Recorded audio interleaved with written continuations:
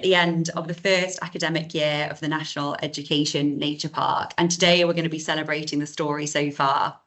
So we're going to start off by hearing some staff across the partnership. So we've got Jess Tipton from the Natural History Museum, we've got Sam Hartley from the Royal Horticultural Society, Lucy Robinson also from the Natural History Museum, and Ollie Swells from the Department for Education. We're then going to be hearing from some of those who've been getting involved in the programme so far. We've got Will Worley from Montrose Primary School in Leicester, and Richard Simpson and Zara from Co-op Academy in Manchester, who are going to tell us all about what they've been up to through the Nature Park programme so far. Finally, we'll have time for a live Q&A with our speakers. So make sure you pop any questions in the chat as we go along, and we'll then come to them at the end. We've also shared the Nature Park email address in the chat, which you can send questions to in case we run out of time. We will be recording this webinar, and then the recording will be posted on the Nature Park YouTube channel, and you can watch it back there, along with all of our webinars from this year. And I'll also pop that link in the chat so you can see it there. So yeah, once again, thank you so much for joining us today and getting involved with the programme. I'll now hand over to Jess to get started. Hi there, everybody. Welcome. Thank you so much for joining us today. I'm Jess Tipton. I'm head of the National Education Nature Park based at the Natural History Museum. And I'm just going to give a short overview before handing over to Sam. So for those of you new to the Nature Park, this is a national programme to put climate and nature at the heart of education, improve young people's well-being, help them develop vital skills for their futures, and boost biodiversity across the country. It was commissioned by the Department for Education and is being delivered by a partnership led by the Natural History Museum with the Royal Horticultural Society and lots of other brilliant organisations. And it's open to all schools, nurseries and colleges across England. So we launched the Nature Park back in October 2023. So this is the end of our first academic year, as Laura said. And since then, we've seen young people and educators getting involved from nearly 3,000 schools, nurseries and colleges. And I just checked this morning and we are just 28 off 3,000. So that's well over 10% of all primaries, secondaries and colleges just in this first year, which is brilliant. Nearly half of those have then got themselves added as a bright green glowing dot to the interactive map on our homepage. And we've seen thousands of discoveries through the ever popular Hidden Nature Challenge and Habitat Heroes challenges. And if you haven't done those, do have a go. They're a brilliant introduction to what Nature Park is all about. So together, children and young people are leading the way in creating a network of green spaces across the country. They're exploring, mapping and caring for their outdoor spaces, improving them for both people and wildlife, while connecting to nature and learning green and digital skills. So now over to Sam to hear a little bit more about what's been happening on the ground. Thanks, Jess. Hi everyone, I'm Sam and I work for the Royal Horticultural Society, who are another partner on the project, and I'm going to give a little insight into what we've been doing on the ground. So as part of the support system that goes alongside the Nature Park, we have regional teams. We currently have 6 regional teams, and in the next academic year we'll have all English regions covered by these teams. And what we've done since the start, at the very start of last year, we started to work on a co-creation phase. So really working with education settings, nurseries, primary and secondary, for 6 months to co-create the project and the programme that you may have started to participate in. Through that process, we worked with over 3,000 young people and over 100 educators. And then since the project launched in October, we've continued to test and learn and really listen to what works for you in your education settings, to adapt all of our content and all of the programme elements that are coming online and will continue to come online over the next few years. And that's been such an incredible process, and educators have been so generous with their time and their thoughts, and it's really made the programme what it is today. And really hopefully accessible for lots of people who've maybe never done something similar to this before, maybe never done the geospatial mapping or things around biodiversity and outdoor learning. So it's been a fantastic process. We have an incredible set of teams working across the country with loads of experience in outdoor learning, nature restoration and outdoor education as well. And so since the 9 months since launch, the teams have been working really closely with local networks in each region to understand how our programme slots into all the other programmes that schools are currently participating in, to make sure we aren't just another thing and that we can really slot into the existing ecosystem. So that might be working with local authorities who are supporting settings with climate and sustainability and nature strategies. It might be understanding other eco education organisations that work within the local network to signpost schools who maybe need some support, identifying funding opportunities within the local region as well, and again signposting to those for the settings they worked with. They've also participated and contributed to hundreds of workshops, collaboration meetings, teach meets, working with senior leadership teams from multi-academy trusts, a whole host of things to really establish a nature park and understand in this first year how we slot in and how we can make the impact that we want to have in settings across the country. I'm going to hand over now to Lucy, who's going to talk a bit more about the science elements and the citizen science part of the programme. Hi everyone, I'm Lucy. I'm part of the science research team at the Natural History Museum in London. And all of you, through taking part in the National Education Nature Park, are part of an amazing science research project, studying nature recovery and how we can enhance our spaces for nature and how we can have the greatest impact. So it's been amazing to see so many of those glowy dots on the map. By adding your boundary to the map, you're showing that you're going to be part of this science research project. And it's been great to see lots of schools starting off now with the habitat mapping. And this habitat mapping is a brand new thing. There's no existing habitat map for what's found on school grounds. This is something that we simply don't know. And so we're asking you to map the different areas that you have for nature so that we can understand your starting point, so that then when you're improving your site for nature, you really have your baseline starting point to understand that impact you're having and really be able to celebrate it. It's been super exciting to see wildlife observations being made with the iNaturalist UK app and through our pollinator count.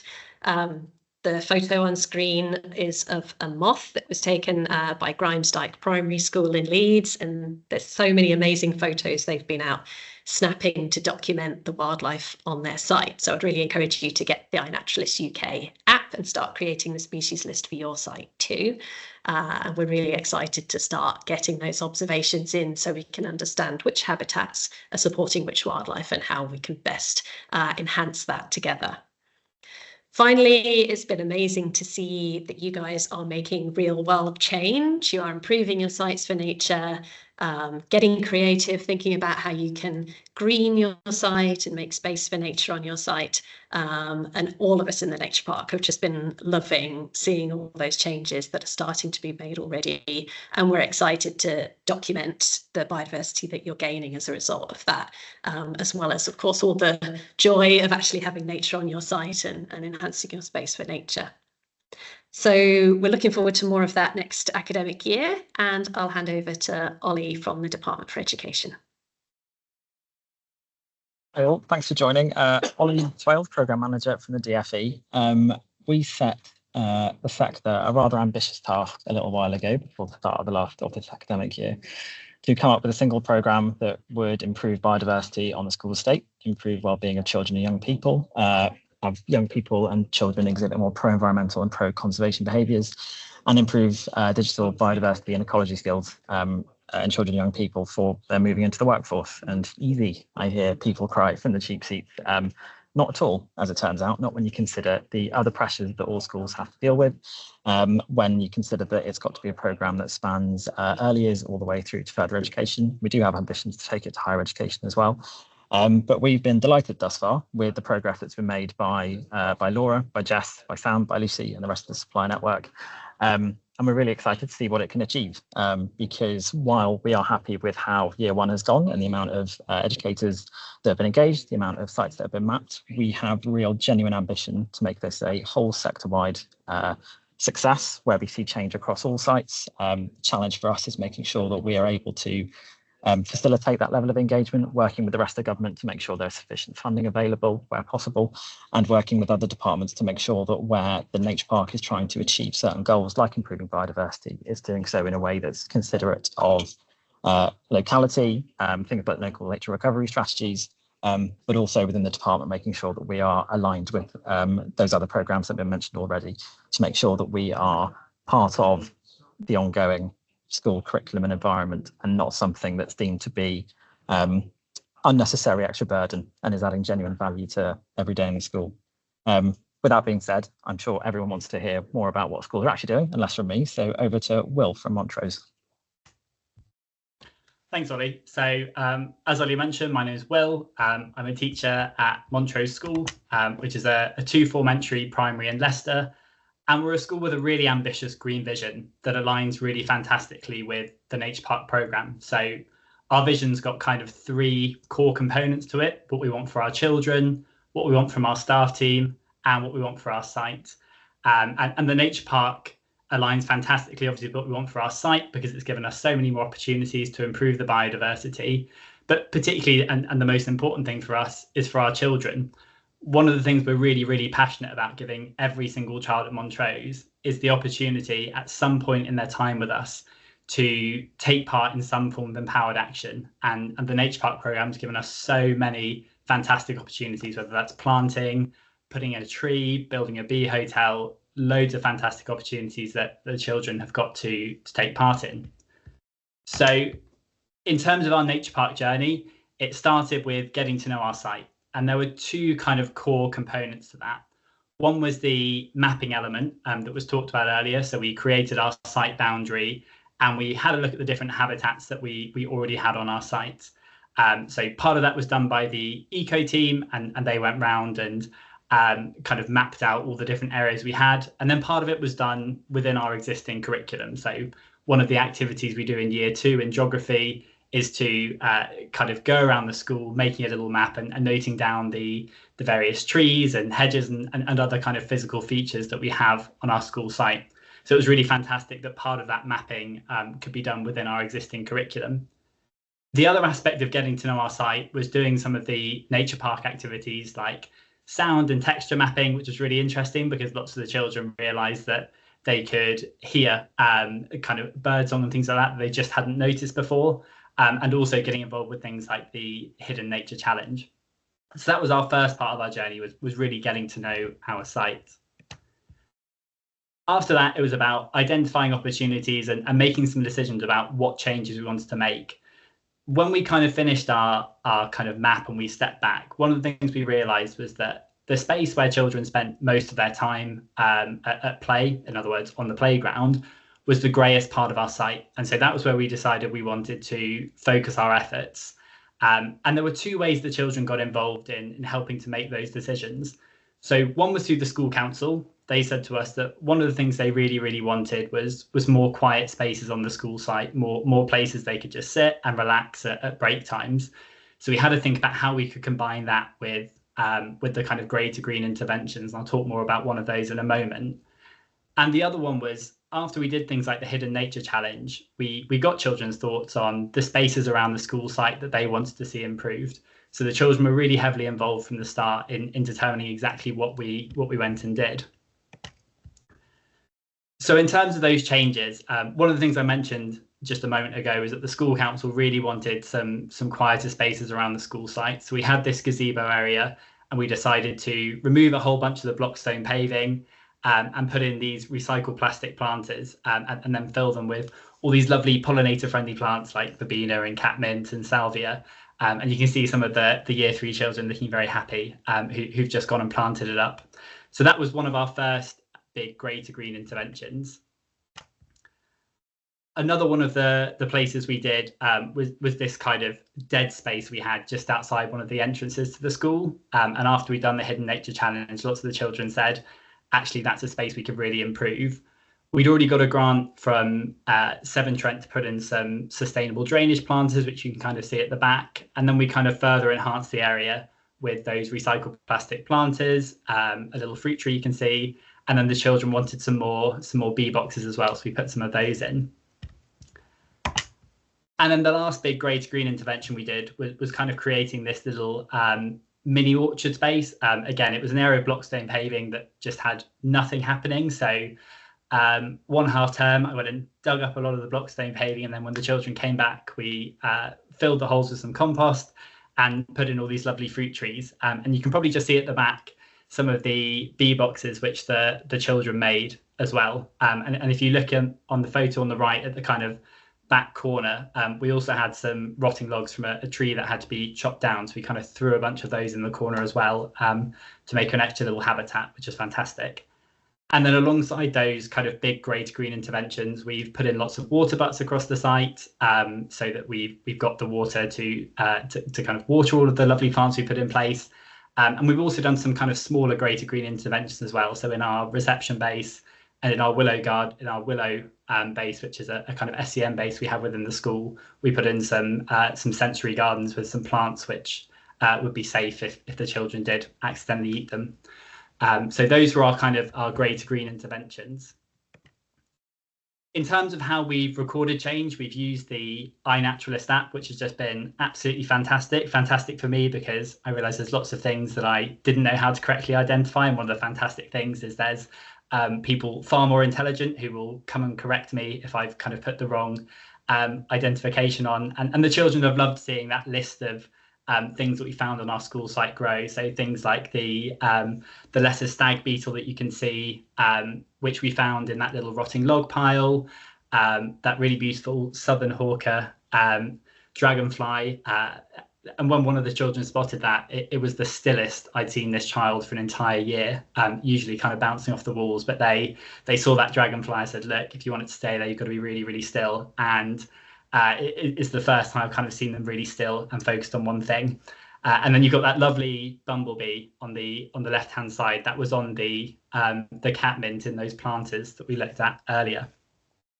And we also used part of the grant to get some wildlife cameras as well, and they've picked up lots of interesting things on our school site.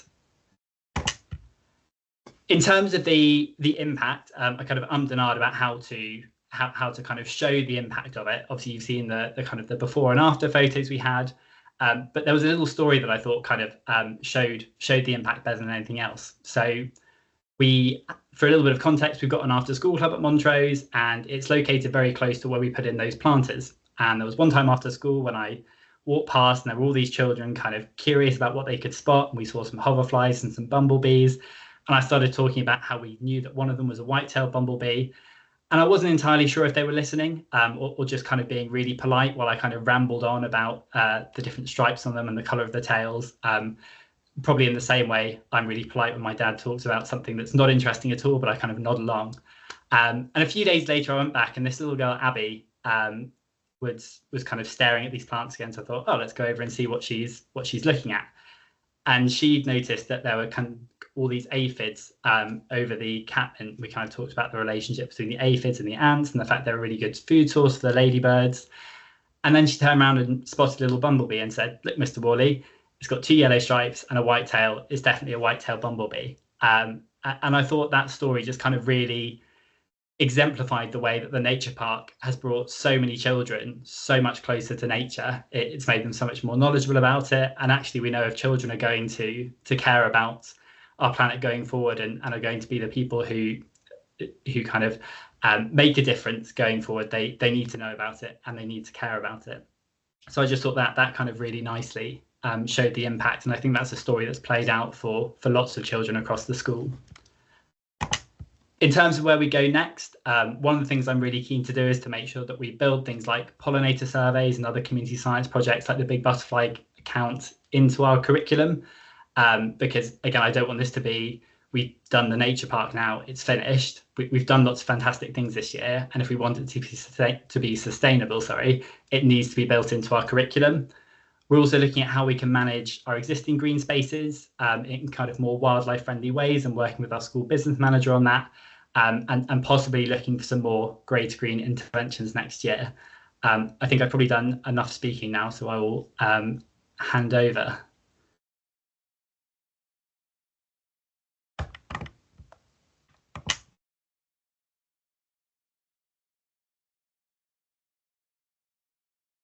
Well, I think you're on mute, Richard. Apologies, I did press it. Yeah, cheers, Will. We're Co-op Academy Manchester. We're a secondary school, 11 to 16 in Blakely, North Manchester, of over 1,600 students. So we're a pretty large school. Next slide, please, Sophia. There we go. I'm Richard Simpson. I'm a senior science technician and STEM lead here at Co-op Academy Manchester, and I run the Eco Club. That's an extracurricular after-school club on a Monday afternoons. That Eco Club's been running for around about 6 years now, and it's been going really strong in numbers. And a long time ago, we decided that actually what we needed to do is split that group of around about 20 to 30 students into 2 groups. So one was the Eco Club or Eco Warriors, of which Zara is a member, and we focus largely on the biodiversity in the external parts of the school, so the school grounds. And then there is an Eco Committee that focuses on the recycling and green inside the building. So yeah, that made so much sense at the time.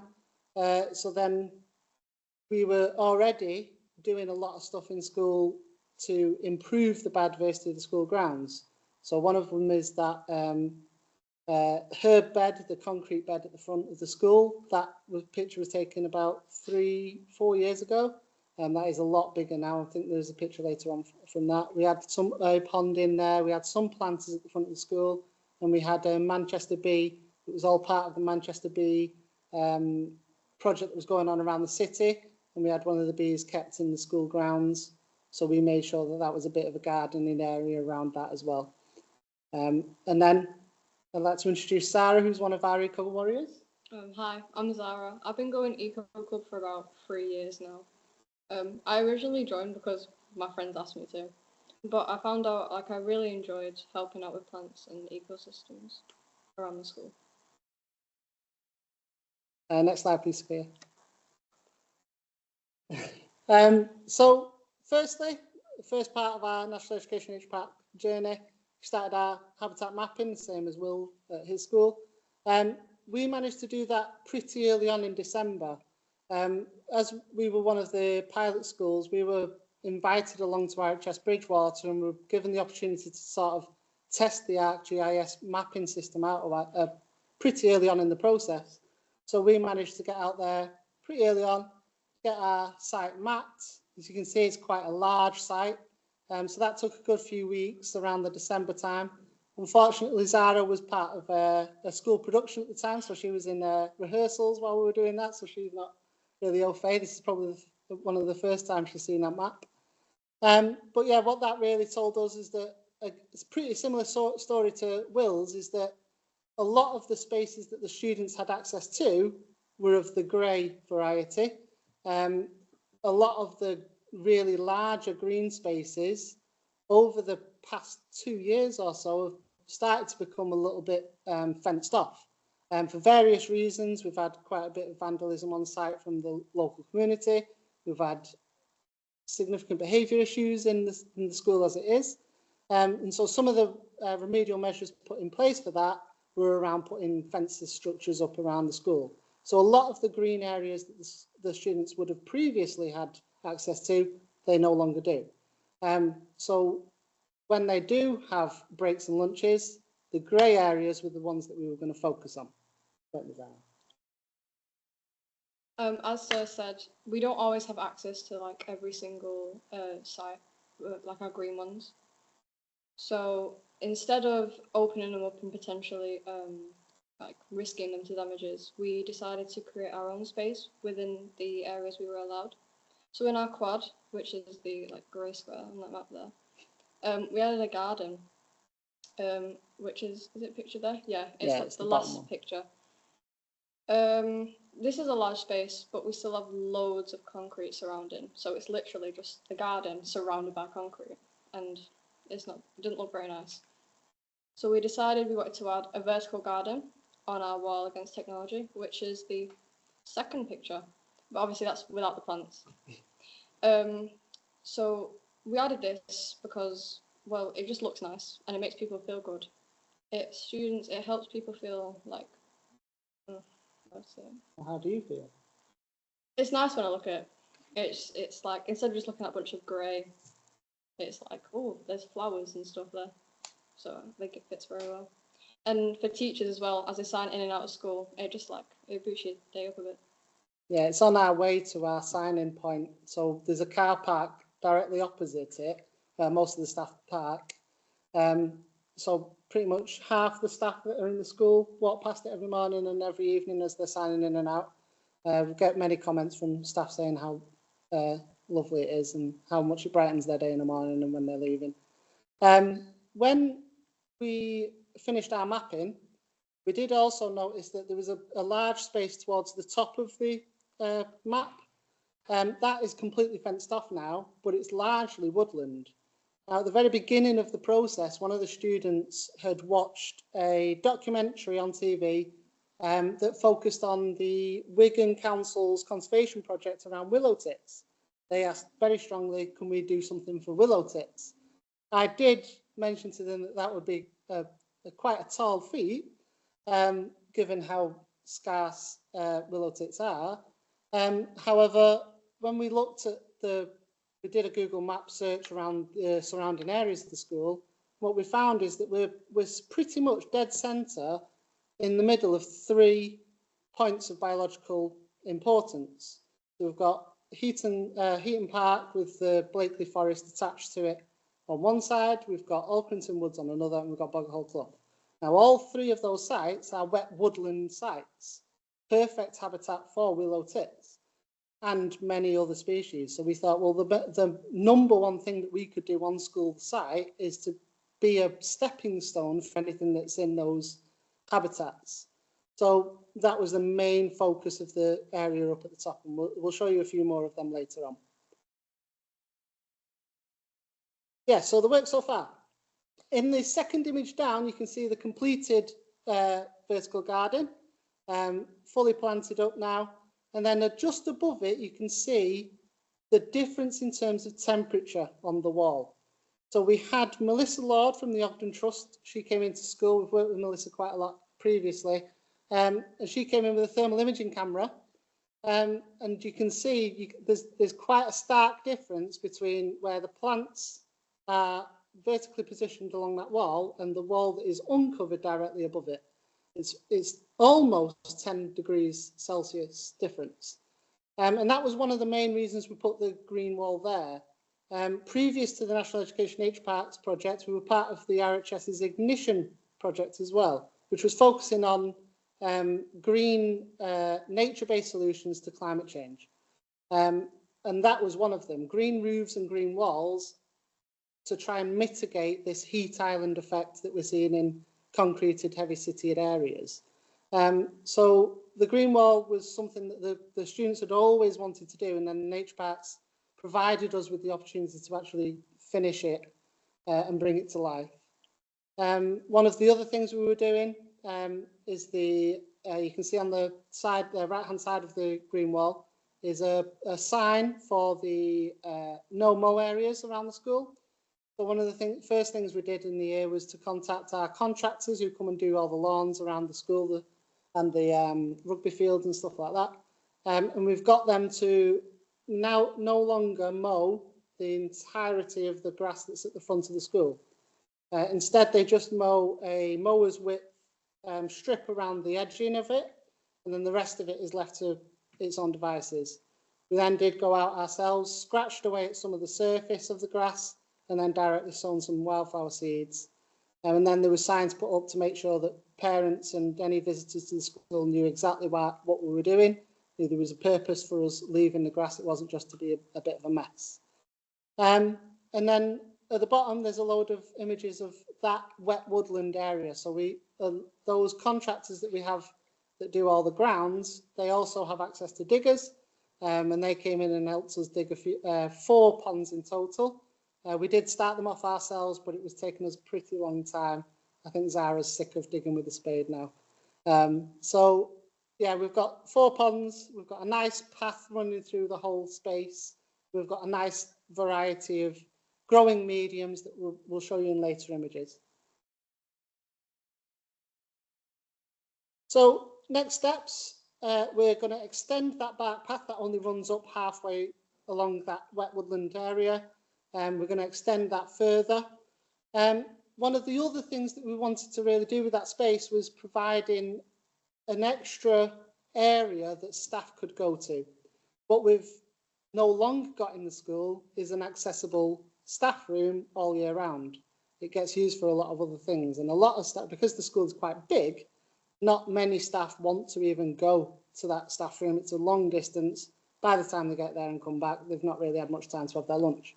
So during the summertime, we'd like to offer a bit of an outdoor space, a little bit of a mental well-being space, a bit of a quiet space around away from students, just something in the middle of nature so that they can have a real nice time having their lunches. So we want to add some outdoor seating, some tables to the area, little offcuts from the path, get them right in the middle of it. As you could see from those pictures earlier on, those ponds are freshly done. They were done in February this year. So they've not really had time to establish themselves yet.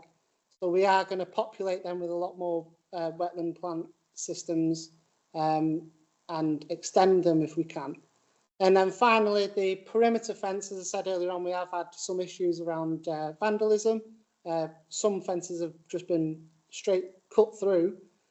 So hopefully, if we plant quite a lot of hedgerow species around the perimeter, we can sort of provide a natural border as well as the metal fencing that's there in the first place. Then that bottom image on that screen is what I was talking about earlier about different growing mediums. So there's a lot of work done by someone called John Little down in Essex, and he's talking about how you can use things really inert like sand, MOT, gravel, and just directly sow seeds into that. Now it takes a long time. That patch does look a little bit like that still now, even though it's had direct sowing on it for about 4 months now. But once it does get established, once those plants come through, the maintenance on it is next to nothing. We'll maybe need to weed it once, maybe twice a year, but the rest of it should be stuff that we want to come through. So hopefully, if that's a trial patch, if that works, then we'll be extending that around the school as well.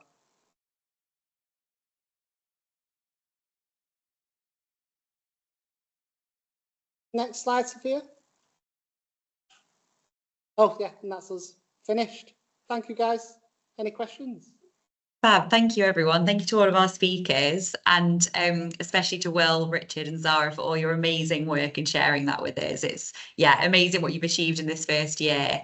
So we've had quite a few questions in, and I'll go through some of them now. So first of all, for Will, what has been your personal highlight of being part of the Nature Park?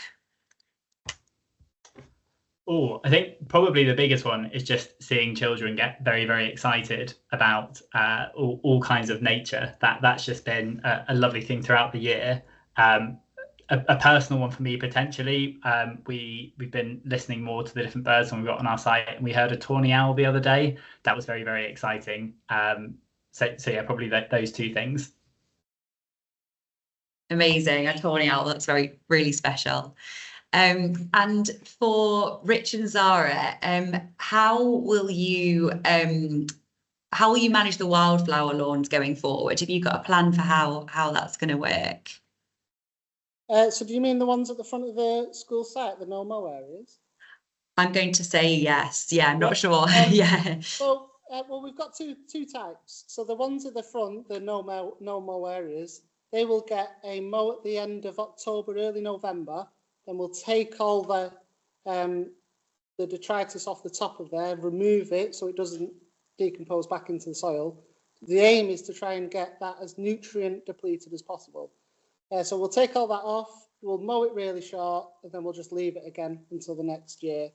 The wildflower meadow areas around the rest of the school, again, we're going to try with those different substrates, and hopefully the wildflowers that are coming through those different substrates will just be able to weed out the stuff we don't want once, maybe twice a year, and the rest of it should just be left unkept. If that works, that's something that's replicatable everywhere.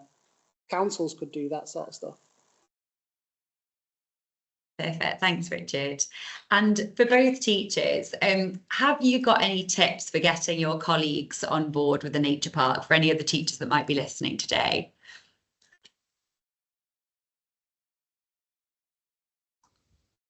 I think just be relentless in your enthusiasm for it and just keep bugging them about it.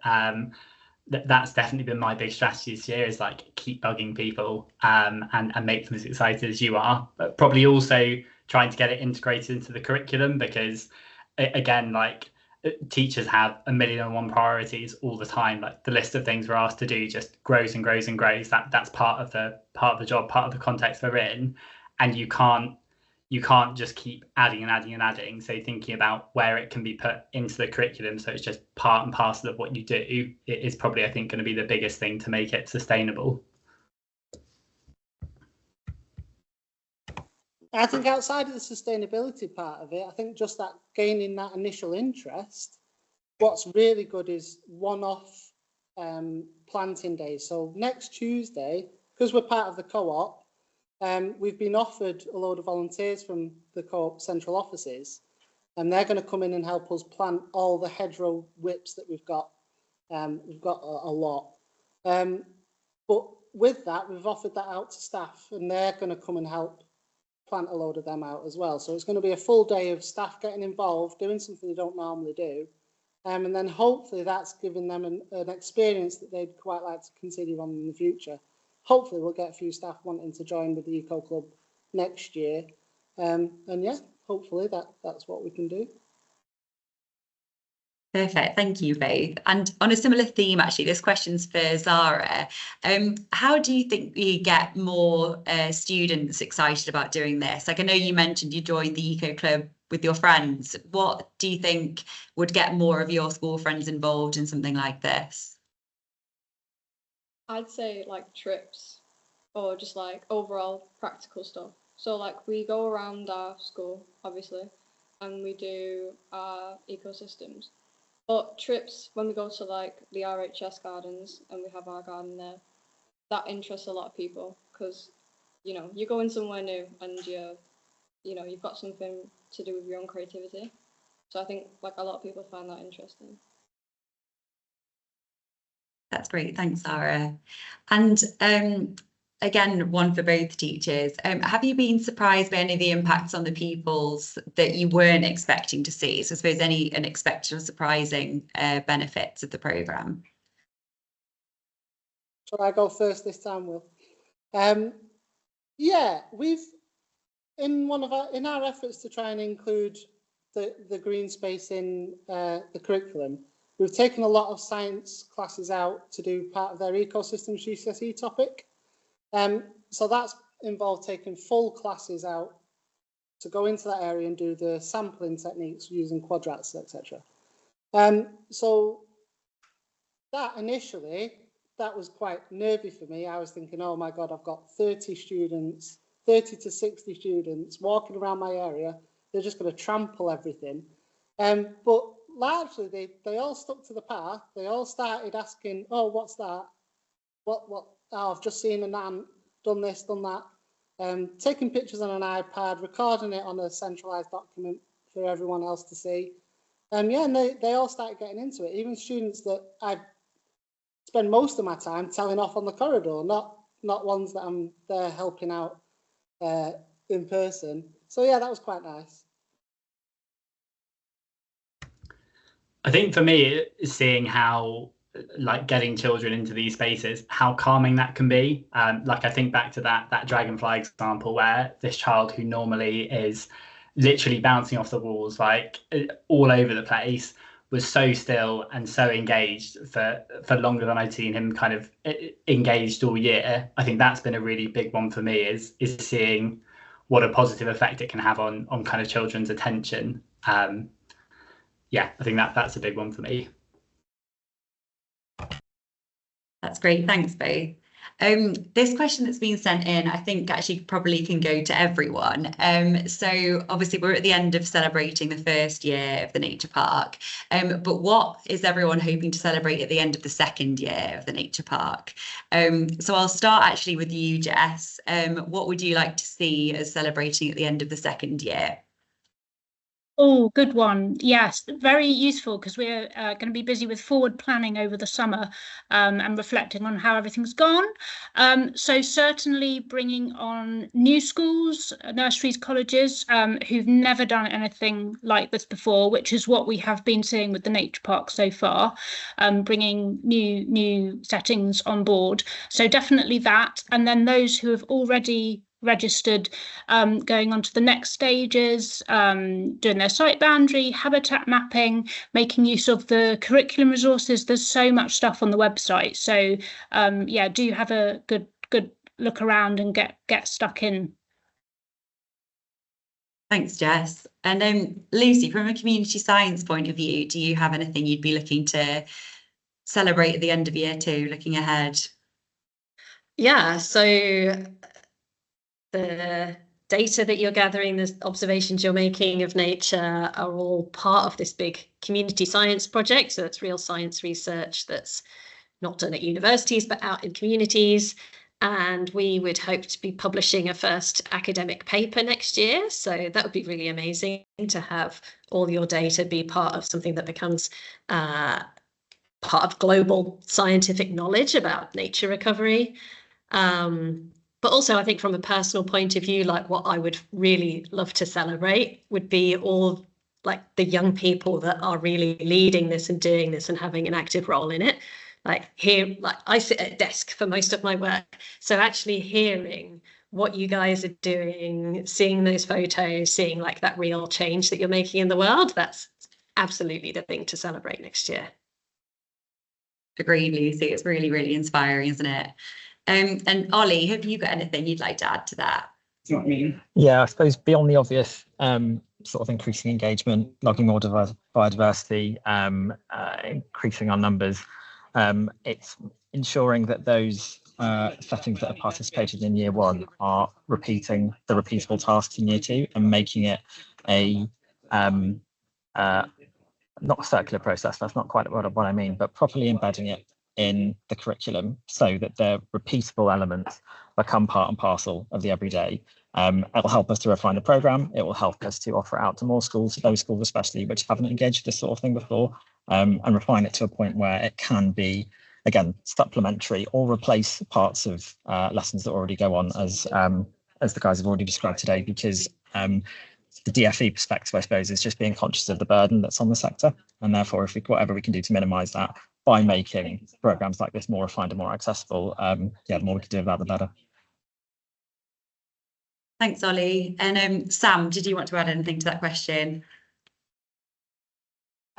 Yes, can do. I think next year, Will, your example of young people really noticing that they can hear birdsong on their site for the first time, like fundamentally next year, just more and more young people who maybe have not connected with their school grounds before in that way, just getting outside for longer periods of time or experiencing it differently.